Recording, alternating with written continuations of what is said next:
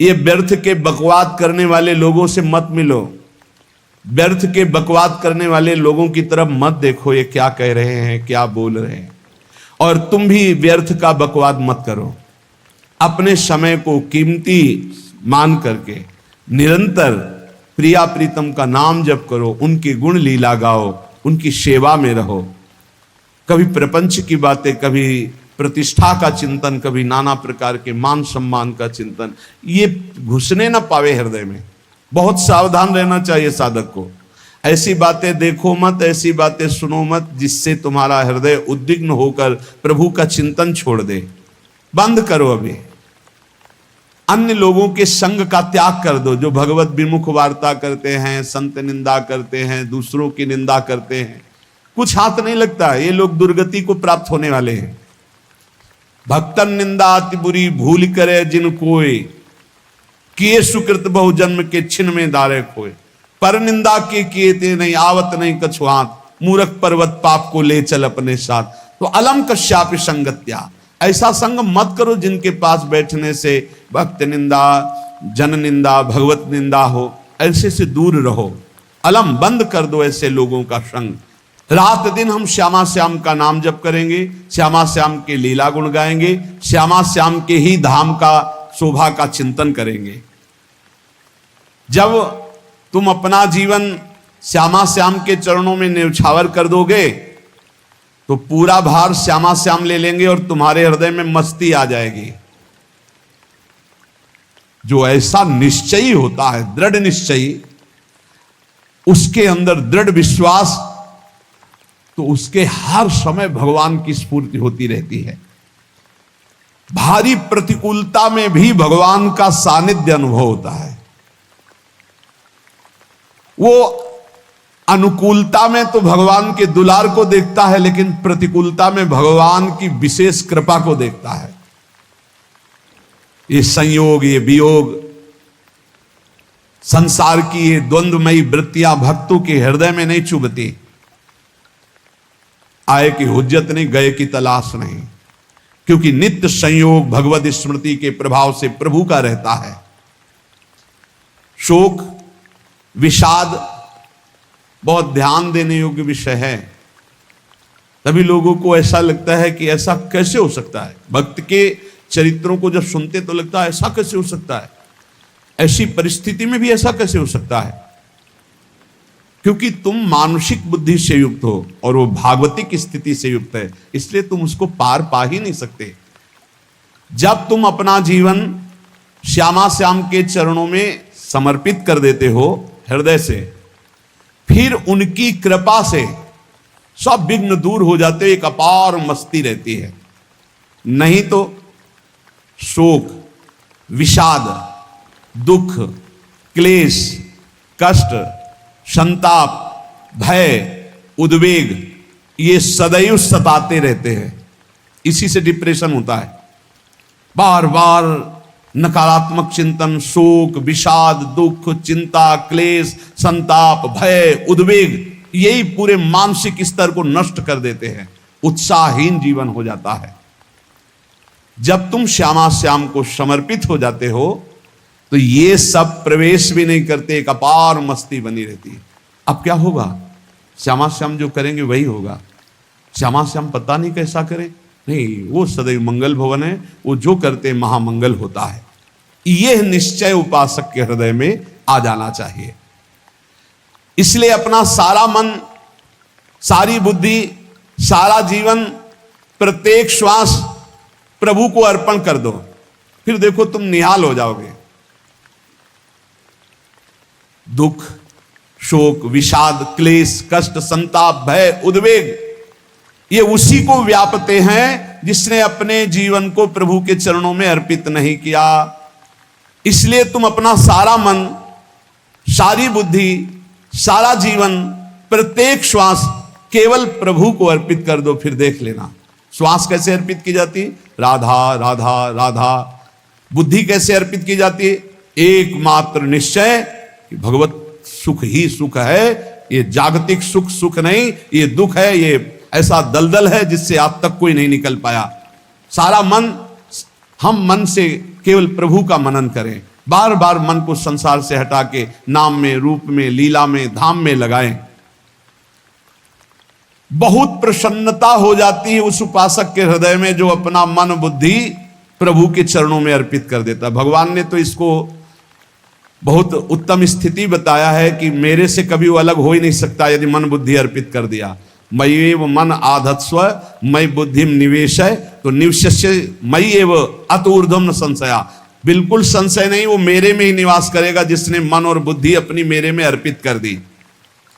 बहुत प्रसन्नता रहेगी उस उपासक के जीवन में जो अपने आप को मन बुद्धि सहित प्रभु के चरणों में समर्पित कर दिया है। भगवान का आश्रय लेने वाले की पहचान है हर परिस्थिति में प्रसन्न रहना।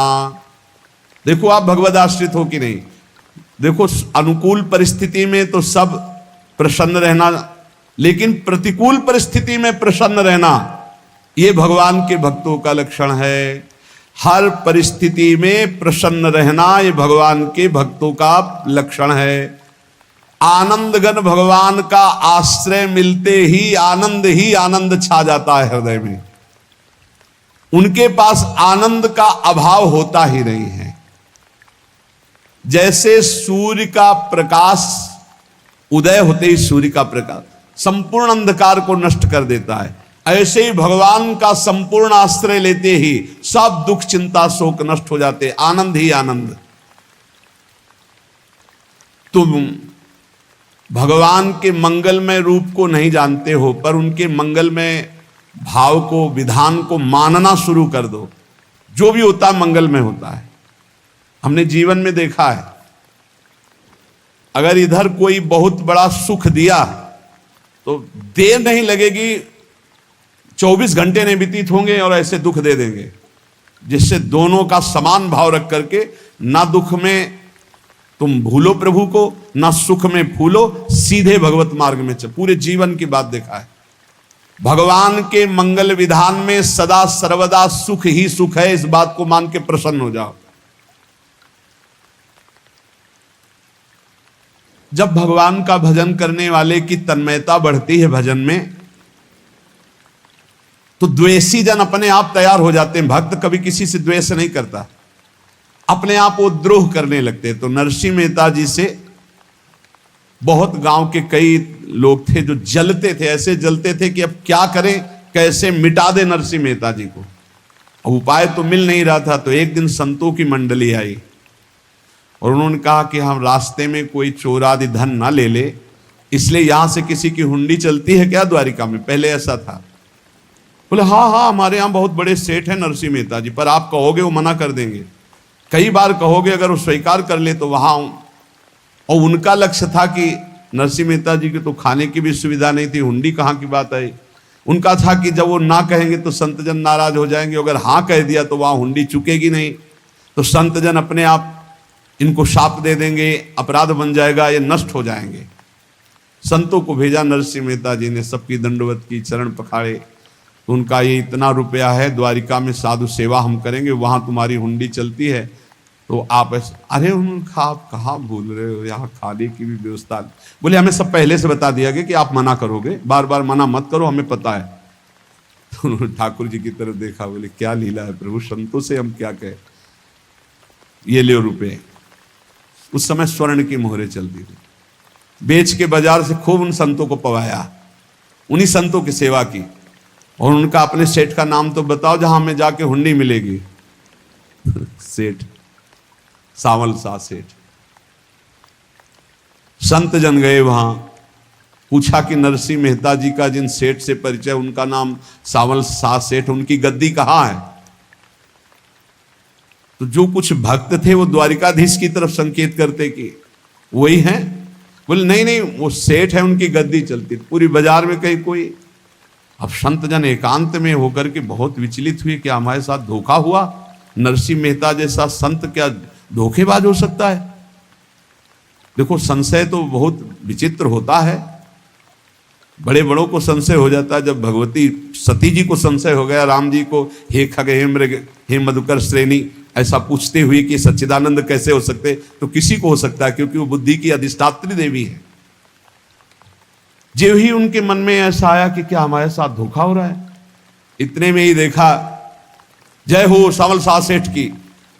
वो कहा सावल शाह सेठ, तो देखा बढ़िया मुनीम जी उनके साथ, तो सेठ बस्ता लिए हुए मुनीम जी, सरकार इधर से चलो।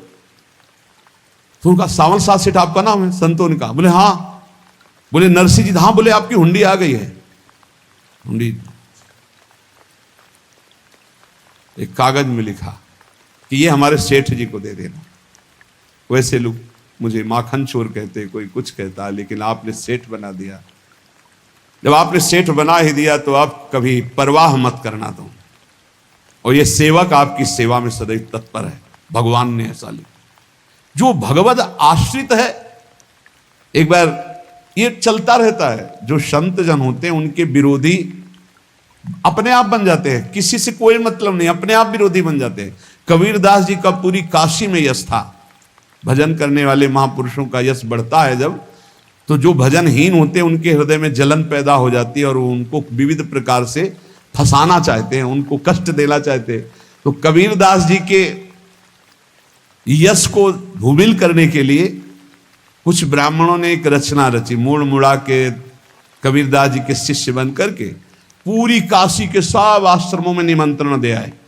कल भंडारा है, संत सेवा है, सबने स्वीकार किया।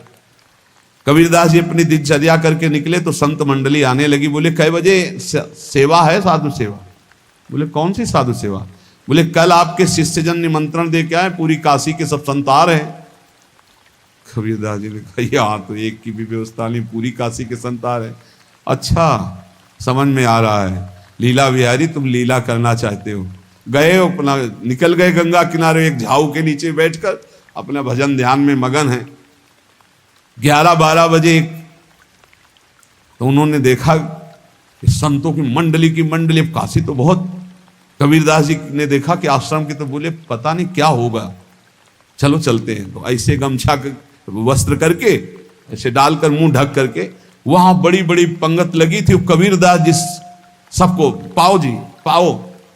कबीरदास जी के रूप में स्वयं भगवान पाओ जी।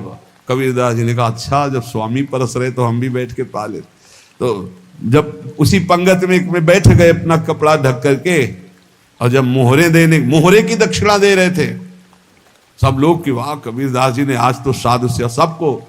जब कबीरदास जी के सामने आए तो ऐसे मुंह ढके, बोले देखो जो मेरा होता है उसे मुंह छुपाना नहीं पड़ता, मुंह ढकला नहीं पड़ता।